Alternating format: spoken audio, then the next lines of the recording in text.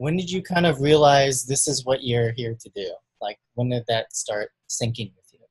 I've known for my whole life that there's something in me to deliver. Like, I just have known. Like, as a child, I was writing books. I was writing a little movie script then. I was so connected to Little House on the Prairie and Laura Ingalls. Like, I lived in this little house on a big hill. I was writing my own little version of that.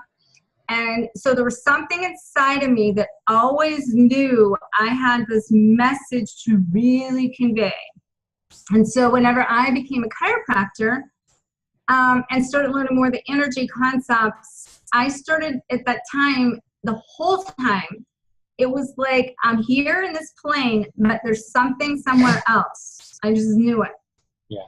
So what I would tell you in that, I trusted that enough to know, I don't know how that's happening. I don't know when that's happening. I don't even know if that's happening or what, but I just know that it's coming. So like even 20 years ago, I could picture myself working from home, being on the internet, working with people around the world and doing basically spiritual advising and coaching. I just felt it 20 years ago. Wow, okay. So I've always known, but the last 4 years is when I really started making my transition and shifting into like action that it was taking. I mean, I was acting before, but more action. Yeah. And I was taking action towards being like a coach, a spiritual advisor, and everything I was doing was getting shut down by my brand. But I was already doing it, but my brand would shut down. Until like I was fighting the whole process of like I'm trying to get mission here, and the more I try to get mission, the further away it feels like I'm getting like kicked to the curb. But it was alignment was the issue, the alignment of my target audience, the message, and then that's when I had my awakening as a twin. And then as I awakened as a twin, then things started shifting, evolving. My own twin activated me, took my consciousness up to the nth degree. And then I expanded, I evolved, I created, and next thing you know, I ended up like in a position that put me in alignment with working with twins that I didn't consciously say, I'm just going to go be a twin flame expert, but it just, I got shoved there basically at the end by the universe, which is what I call shift or be shifted. Yeah. You either get to choose to let go of certain things that gets you in that alignment, or things are going to come along and force you into the alignment. Yeah. And that was what happened to me. And then, but once I did, it was just like everything just started coming, and everything opened up, and everything moved forward and expanded. And then I just knew I was home. Yeah. That's so cool. My background is in holistic chiropractic and vibrational medicine. I was in training the whole time. I just didn't know that what exactly I was in training for, because I've had over 20 years of quantum physics, basically training and healing. I'm an energetic healer. And so I've helped people for 20 years to remove energetic blocks that have kept them stuck in life and in relationships now. I tell people that I lived a real life Da Vinci Code, and that as we all do as twin flames, we wake up to that consciousness, we wake up to the identity through the 1111 codes, as well as many other type of awarenesses. The whole planet is going up in consciousness. Everyone's going through the ascension, so everyone's being affected by this twin flame or not. What is really interesting, with the twin flames, having now me personally identifying as being a twin flame, has helped me understand with my background of the quantum physics that we are basically alchemical templates, and that we come together very energetically connected between us and our twin. And so what I've been studying through a combination of my own 20 years experience through quantum physics, as well as my own personal experience through the twin flame journey, over 25-year journey with the twin flame, just wasn't awakened to the whole thing yet. In addition to that, by adding my divine guidance and this research and the study and my awakening, it kind of like I tell people that everything about my life came into a collision, like the Big Bang Theory. And it's like, boom, like it all hit at once.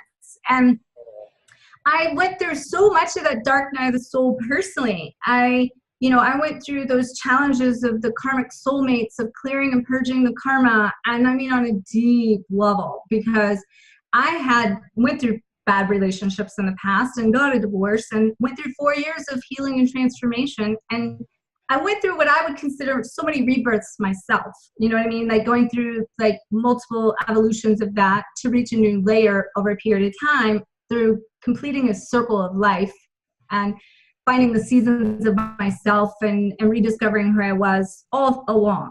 Right. But it was about 4 years ago when, in 2012, the ascension process officially started, when we left the age of Pisces and entered to the age of Aquarius, which is shifting from the old patterns, the old hard energy, the masculine energy, into the feminine energy now of like love, harmony, grace, and ease.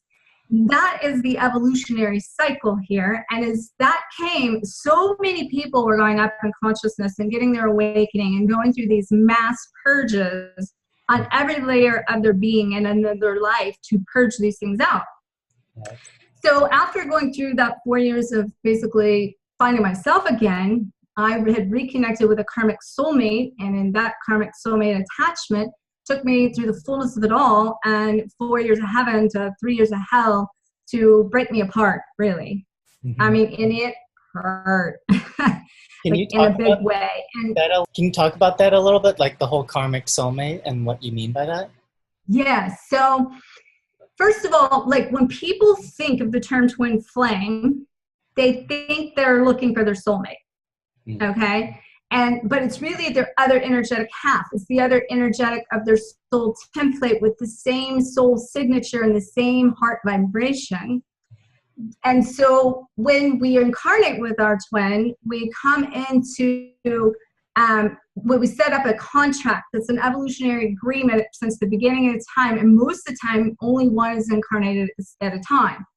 And it says, I'm going to take this amount of lessons, you're going to take that amount, and we're going to come through and make these contracts with other people, other experiences, our virtues, our karmic debts in this, and you're going to carry these and I'm going to carry these, and then we'll come together when it's time to purge those out, go to our highest evolutionary mastery of ourselves, because that's what a twin flame journey is all about. That. So I just want to clarify that before I come back to the soulmate. So in that process, then we have also our soulmates and our soul family that we spend most of our lifetimes with. Mm-hmm. And they become very deep partners, very deeply connected, to the point where we know them very well. So in this particular case, like for instance, we have what I would consider soulmates that could be friends, even potentially parents and those sorts of things. But a karmic soulmate is somebody that came here to hit you in the heart of something, to really purge the deepest depths of your pit of your being. Wow. Okay. And what I'm finding for myself and my clients is it's the one that's cracking you open before you get to the twin flame journey, to help dump everything out so you're open to that to come in. Now, that doesn't mean you didn't already meet your twin, because I did, but we we reconnected in a new way over time. Right. But really the karmic soulmates are helping us purge the karma, which our twin does too. That's why it can get definitely confusing for people. Right. And I'm also seeing, collectively twin facilitators now that are just two wandering twin flames that aren't united yet. They're coming together in this portal and web of energy to plug the leaks, to keep the evolution going, because we're in a timeline that's happening. Right. And so most people since 2012 have been really going through this. Now, the interesting thing is this Lion's Gate that we are just left out of yesterday was officially closing that portal in the cycle. And now we're going to transition out of that, of those old ways, of that ascension period. Wow. So now it's about new chapters and new beginnings. But it's taking these soulmates to help get us through that evolution of ourselves. And it hurt. I mean, I ended up having to leave that relationship on blind faith. I mean, we had a business together. Yeah. When we started that business, I had sold my vehicle for us to live, so I didn't have money attached to my name. I didn't have, a car even in my name. And I had two businesses, one with him and one of my own as a chiropractor, and I'd had prior partnership deals with that prior chiropractor that caused me to go into a lot of debt, that I had all this debt that I was carrying. And so I had to really, it's about personal freedom here. You know, it's about letting those things go. It's about letting go of the outcome or the attachment to the fear of facing what you got to do to get out of this web, you know, out of those bondage things that, you know, I always say it's, you know, you're a hostage to those circumstances, but you don't have to stay a victim by choice. You can choose to make the steps to get out of it. So in that process, though, I even went through being diagnosed with uterine cancer and all kinds of things that I've had to go through to purge. And then that life partner last year at this time frame had taken my dog, and I had to go to an 8-month court battle to get my dog back, which was the part that shattered my heart. I mean, I had no idea at this point that was coming.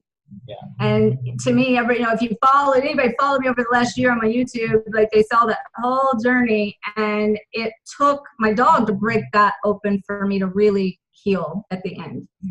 And what I realized in this, I think this is important for people to understand, you know, so many people around me would be like blaming him for doing these things to me. But that was a contract. And what it was is our contract was ending. To answer your question, these karmic soulmates, we're ending our contracts with them. We're releasing them. We're letting them go. And in order to do that, it means we have to purge out everything we've contracted together. And I mean, our web was so entangled because I had discovered from a past life that I was his mother and he was the son. And it played out that way for the last 2 years. All right. I remember reading. And he would even say, like, you know, you're not, you know, like, I would say to him, I'm not your mother, you know, and he would act like a emotionally hurt 8-year-old child, which was his inner child. And all this time I saw the innocence in it, but it was still painful. It was still very painful. And one thing I do want to say is now that we're ascending through this consciousness and going into our star family, we're literally leaving those monad of those soul family and those soul partners, and that's creating this separation with them that's painful and it hurts. So is that why a lot of people might be dealing with like a ton of relationship problems, because this is all needing to clear, like karmically? Exactly. They've actually made karmic contracts together, soul contracts, saying we're going to come together and I'm going to teach you this and you're going to teach me this. And they're soulmates that we've pre-designed this, and we forgot to read the fine print, though, you know, on the contract. We forgot to read that, but you know, we are purging that out, and things are happening to us around us right now that are really only the triggers. Those triggers are in this dimension, but they're triggering these past dimensions that we're purging out the soul on that soul level down to the energetic DNA of our soul. So all this kind of needs to purge so we can access these higher forms of energy. That's right. That's right. So, like, basically that's being able to release that karma and a negative lower vibration. But the thing is, it's happening to us personally, but it's also happening collectively, and it's also happening in the universe as far as the planetary Earth. You know, the Earth is releasing these karmic attachments to all of the destruction from its past evolution. And so that's why, you know, twins have signed up to come in this timeline to help change history. And this is the waves you were talking about, that, like, I'm a first waver that came in, and one of the first waver's jobs really is to cut down the trees and create a path. You know, so naturally there's more karma to clear in that process. And that's why it blows me away to watch people not only help them, but as they awaken consciously, and these third wavers are coming through so much more connected. In fact, most of the third wavers are coming in. They're the first ones that's fully reuniting as twins. Second wavers are not as much karma to clear, but they still are doing some clearing. And that's not to say that the third wavers are not either. It's just a matter of I feel like too, it's the mission for them. So everybody has a different mission in those waves. So for instance, the third wave being the last one to kind of come through this portal, they're coming through already with this more connection, more higher consciousness. So they're already, their job is to maybe not waking up as much soulfully, not be, you know, have as much connection to the higher realms, but they're doing it and they're bringing it earth and they're anchoring that love and they're in love. They just have a different language, or maybe they don't know the same thing we do on a conscious, higher conscious scale. Right. But then after they've done it, now they're getting their awakening higher consciously. Yeah. And it's actually part of what's making it easier. Yeah. Because when we get that template stuck, that it's hard and that the twin flame journey is a hard journey, and that it's a really negative aspect to this journey as to what we've been taught and what we've felt through this process, people have a hard time getting past that and getting in alignment with allowing it to happen, because they think that, oh, that's hard. And you just automatically, you're putting out the perception, creating a projection that you're going to get the trigger for what you're seeing in that. So that's why I'm teaching people really too, to try to start losing the labels and to start connecting to the highest divine partner and focusing on that, because that I feel like will help them overcome some of those challenges and blocks. Because as we're letting go of all this old belief systems, we got to let go of the old belief systems of the twin flame journey too. Right. No, for sure. And re-template that as well.